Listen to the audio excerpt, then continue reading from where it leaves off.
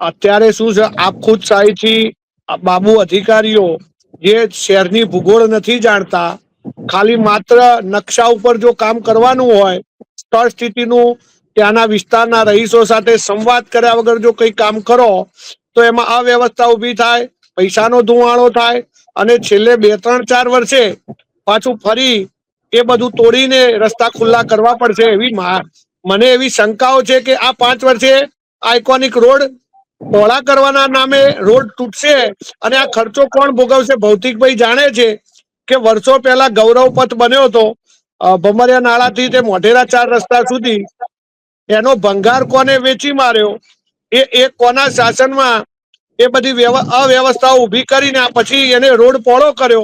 પહેલા ગૌરવ પથના નામે રોડને સાંકડો કર્યો અને પછી પહોળો કર્યો.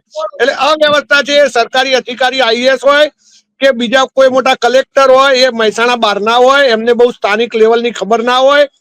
કાગળ ઉપર નકશામાં કશું જોવાય નહીં. દિલીપભાઈ, બરોડાનો નકશો દિલ્હીમાં ખોલીએ તો સારો જ લાગે, અમદાવાદનો સારો લાગે, પણ જયારે અમદાવાદમાં આવીએ અને જોઈએ તો ખબર પડે કે ભાઈ આ ના કરાય અને આ કરાય.